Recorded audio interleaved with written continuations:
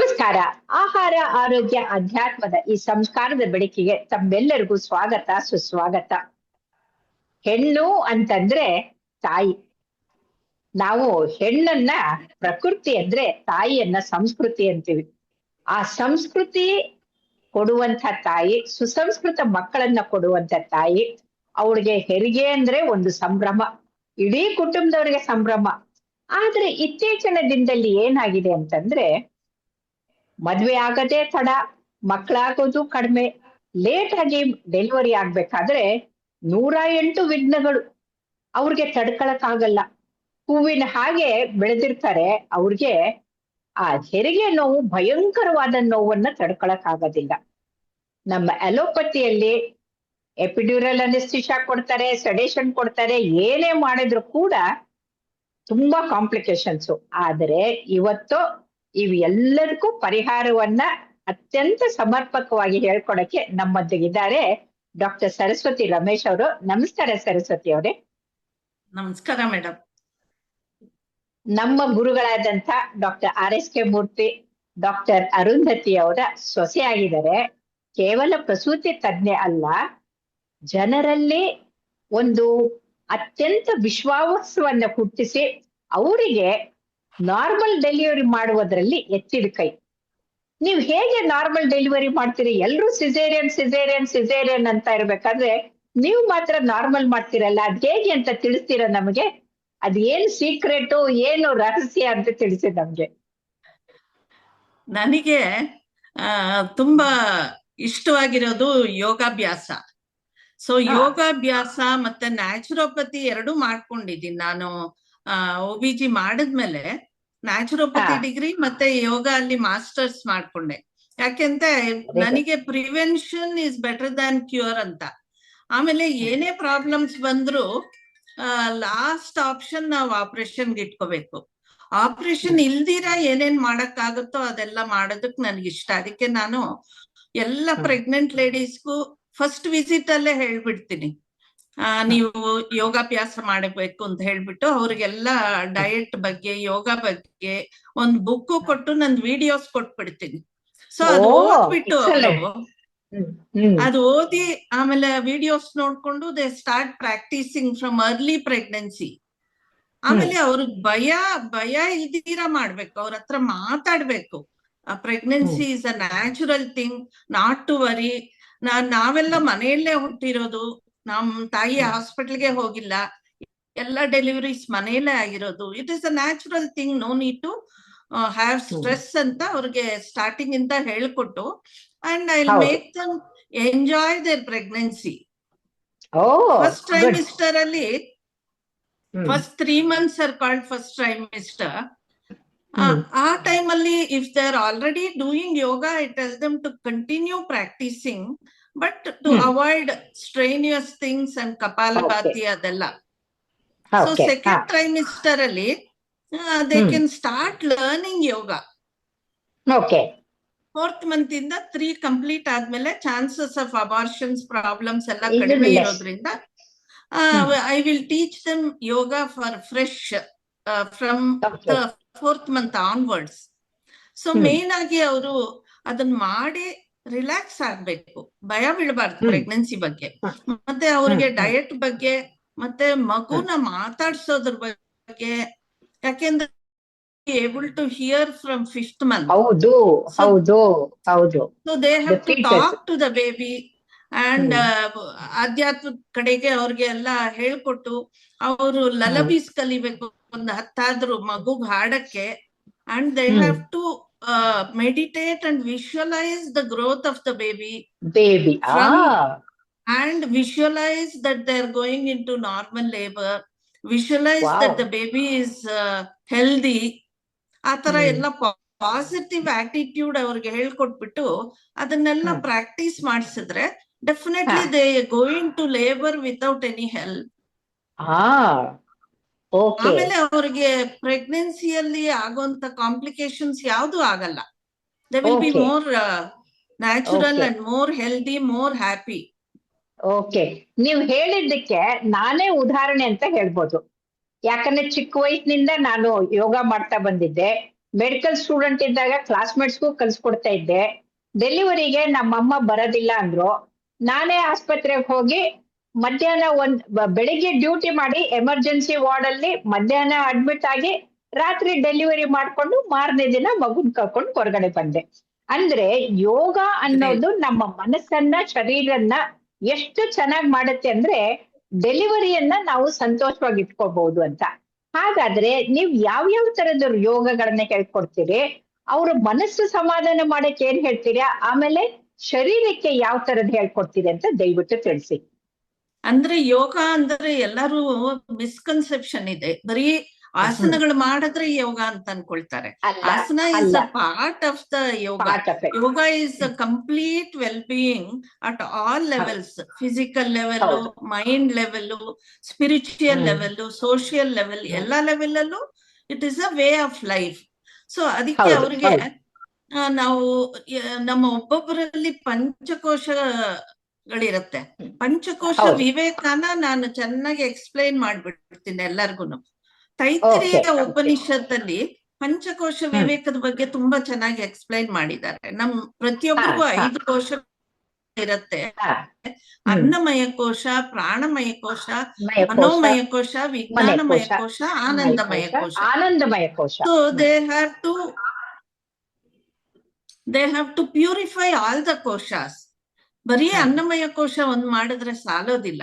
ಅನ್ನಮಯ question purify ಮಾಡಕ್ಕೆ ಅವ್ರಿಗೆ ಕರೆಕ್ಟ್ ಆಗಿರೋಂತ ಡಯಟ್, ಸಾತ್ವಿಕವಾದಂತ ಆಹಾರ, ಆಮೇಲೆ ಆಕ್ಟಿವ್ ಆಗಿರ್ಬೇಕು, ಮೂವ್ಮೆಂಟ್ ಇರ್ಬೇಕು ಬಾಡಿಗೆ, exercise, walking, what ever they like ಅದು.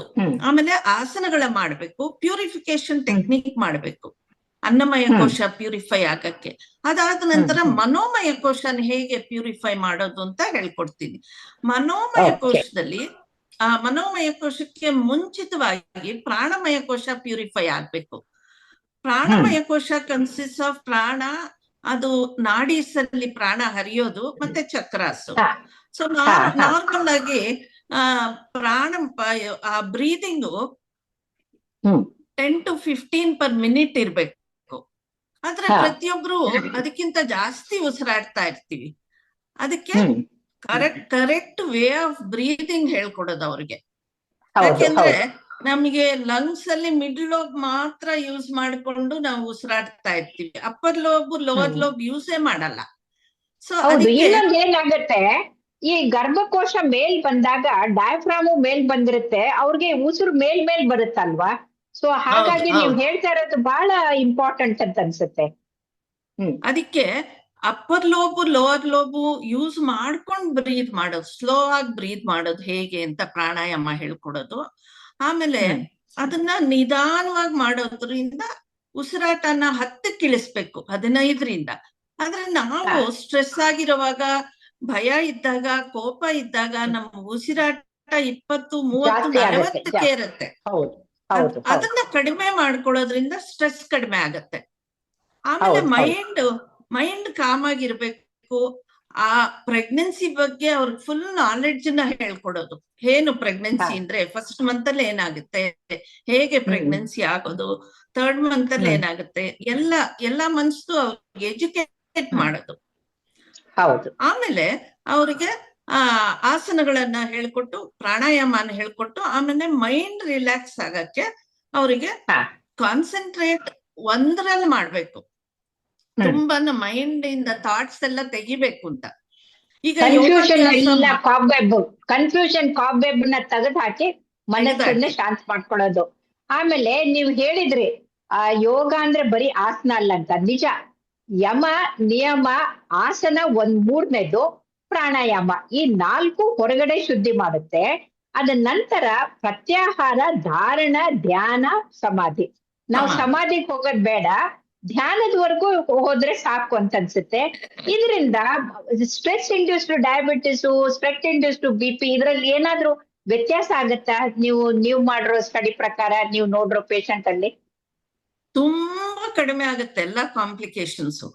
ಮತ್ತೆ ಅವ್ರಿಗೆ ನಾವು ಯೋಗ ಹೇಗ್ ಮಾಡ್ಬೇಕು ಅಂತ ಹೇಳ್ಕೊಡ್ಬೇಕು. ಒಂದು ಲೂಸ್ ಆಗಿರೋ ಬಟ್ಟೆ ಹಾಕೋಬೇಕು, ಕಾಟನ್ ಬಟ್ಟೆ ಇರ್ಬೇಕು, ಖಾಲಿ ಹೊಟ್ಟೆ ಇರ್ಬೇಕು, ಅಲ್ಲಿ ಗಾಳಿ ಬೆಳಕು ಚೆನ್ನಾಗಿ ಬರೋ ಜಾಗ ಇರ್ಬೇಕು, ಡಿಸ್ಟರ್ಬೆನ್ಸ್ ಇಲ್ದೇ ಇರೋ ಅಂತ ಇರ್ಬೇಕು, ಸನ್ಗೆ ಹ್ಮ್. ಎಕ್ಸ್ಪೋಸ್ ಮಾಡ್ಕೊಂಡ್ರೆ ಇನ್ನೂ ಒಳ್ಳೇದು. ಅರ್ಲಿ ಮಾರ್ನಿಂಗ್ ಅಂಡ್ ಲೇಟ್ ಹೌದು, ಈವ್ನಿಂಗ್ ವೈಟಮಿನ್ ಡಿ ಬರುತ್ತಲ್ಲ. ಹೌದು. ಹ್ಮ್. ಡಿ ಬರುತ್ತೆ. ಸೊ ಇದು ರೂಲ್ಸ್ ಎಲ್ಲ ಹೇಳ್ಕೊಟ್ಟು ನಂತರ ಅವ್ರಿಗೆ ಯೋಗಾಭ್ಯಾಸನ ತೋರಿಸ್ಕೊಡೋದು. ಆಮೇಲೆ ಮೈಂಡ್ ಅನ್ನ ರಿಲ್ಯಾಕ್ಸ್ ಮಾಡಕ್ಕೆ ಅವ್ರಿಗೆ ಹ್ಮ್. ಮೆಡಿಟೇಷನ್ ಹೇಳ್ಕೊಡೋದು. ಫಸ್ಟ್ ಹ್ಮ್. ಬಾಡಿಗೆ ಲೂಸನಿಂಗ್ ಮಾಡಿ ಆಮೇಲೆ ಹ್ಮ್. ರಿಲ್ಯಾಕ್ಸೇಷನ್ ಮಾಡಿಸೋದು. ಹೌದು. ನಾರ್ಮಲ್ ಹಾ. ಆಗಿ ರಿಲ್ಯಾಕ್ಸೇಷನ್ಗೆ ನಾವು ಶವಾಸನದಲ್ಲಿ ಹ್ಮ್. ಮಲ್ಕೊಂತೀವಿ ಎಲ್ಲರೂ. ಹೌದು, ಆದ್ರೆ ಹೌದು. ಪ್ರೆಗ್ನೆನ್ಸಿಯಲ್ಲಿ ಶವಾಸನದಲ್ಲಿ ಮಲಗಬಾರ್ದು. ಮಾಡ್ಬಾರ್ದು. ಯಾಕೆಂದ್ರೆ ಯಾಕೆಂದ್ರೆ ಇದು ಯೂಟ್ರಸ್ ಎಷ್ಟು ಭಾರ ಇರುತ್ತಲ್ಲ, ಇನ್ಫೀರಿಯರ್ ವೆನಕೇವ ಮೇಲೆ ಕಾಂಪ್ರೆಸ್ ಆಗ್ಬಿಟ್ಟು BP ಡ್ರಾಪ್ ಆಗಿ ಹೋಗ್ಬಿಡುತ್ತೆ.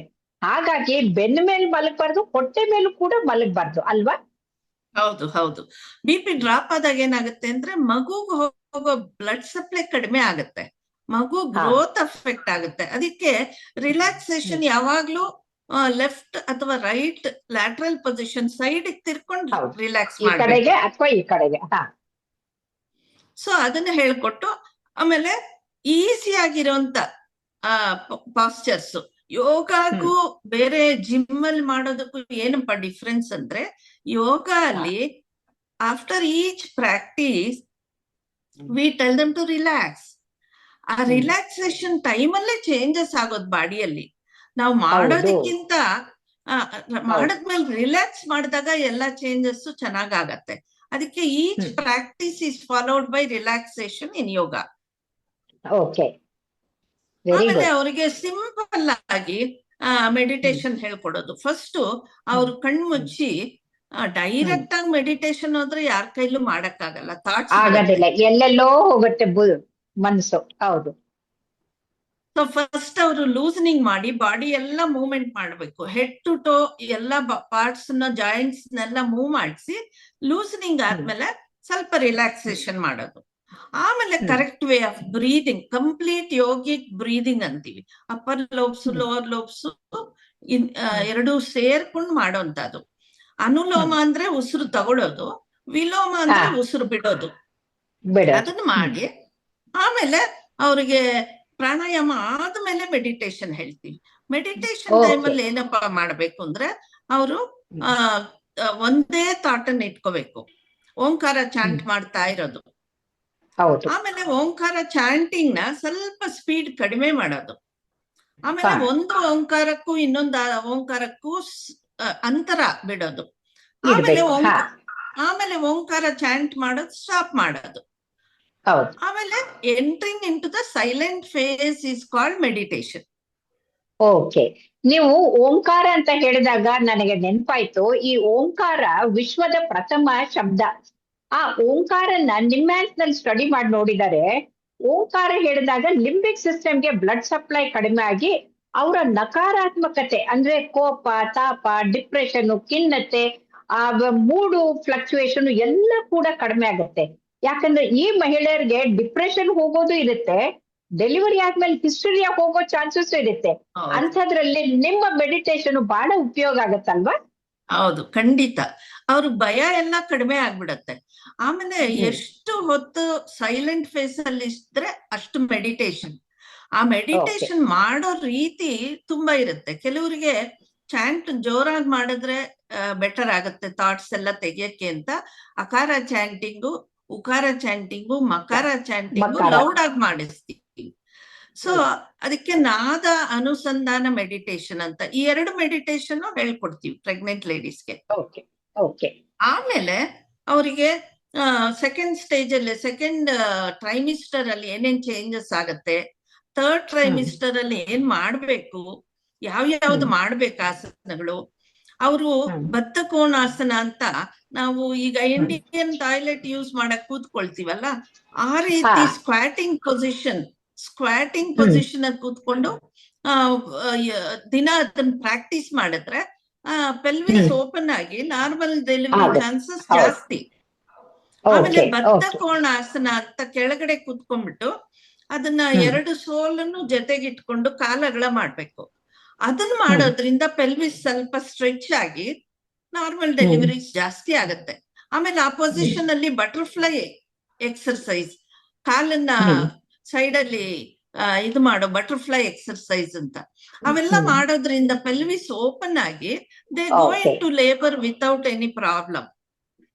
ಅಲ್ಲ ಸರಸ್ವತಿ ಅವರೇ, ನನಗೇನ್ ಅನಿಸ್ತಾ ಇದೆ ಅಂದ್ರೆ ನನಗೆ ನಾರ್ಮಲ್ ಆಯ್ತು, ನೀವು ಬೇರೆಯವ್ರು ನಾರ್ಮಲ್ ಮಾಡ್ತಾ ಇದ್ದೀರಿ. ಇದು ನಿಮ್ಮ ಮಾತನ್ನು ಕೇಳೋರ್ಗು ಯುವಕರಿಗೆ ಯುವತಿಯರಿಗೆ ಅದು ಪ್ರೋತ್ಸಾಹ ಕೊಡ್ಬೇಕು. ಹಾಗಾಗಿ ಇವತ್ತು ಇದರಿಂದ ಏನೇನು ಲಾಭ ಆಗತ್ತೆ ಅಂತ ಹೇಳಿ ಮುಂದಿನ ಸಂಚಿಕೆಯಲ್ಲಿ ನೀವು ಪ್ರತಿಯೊಂದು ಇದನ್ನ ಒಂದೊಂದು ವಿಡಿಯೋ ತರ ಪ್ಲೇ ಮಾಡಿ ಅವ್ರಿಗೆ ತೋರಿಸ್ಕೊಟ್ರೆ ಒಳ್ಳೇದಾಗತ್ತೆ ಅಂತ.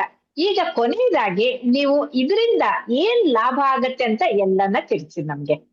ಈಗ ಯೋಗ ಮಾಡೋದ್ರಿಂದ ಪ್ರೆಗ್ನೆನ್ಸಿಯಲ್ಲಿ ಏನಾಗುತ್ತೆ ಅಂದ್ರೆ ಫಸ್ಟ್ ಟ್ರೈಮಿಸ್ಟರ್ ಅಲ್ಲಿ ಅವರಿಗೆ ವಾಂತಿ ಆಮೇಲೆ ಸುಸ್ತು ಅದೆಲ್ಲ ಕಡಿಮೆ ಆಗತ್ತೆ. ಆಮೇಲೆ ಲೋ ಬ್ಯಾಕ್ ಏಕ್ ತುಂಬಾ ಜನಕ್ಕೆ ಬರ್ತಾ ಇರುತ್ತೆ ಪ್ರೆಗ್ನೆನ್ಸಿಯಲ್ಲಿ because of wrong posture. Yoga ಮಾಡೋದ್ರಿಂದ ಬ್ಯಾಕ್ ಏಕ್ ಬರಲ್ಲ, ಪ್ರಿಮೆಚೂರ್ ಲೇಬರ್ಗೆ ಹೋಗಲ್ಲ. ಆಮೇಲೆ complications like diabetes, hypertension chances are very less.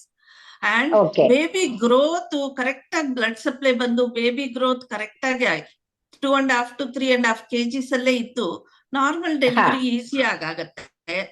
ಆಮೇಲೆ ಡೆಲಿವರಿ ಡ್ಯೂರೇಷನ್ 24 hours ಇರೋದು that will reduce to 12 hours if they practise yoga.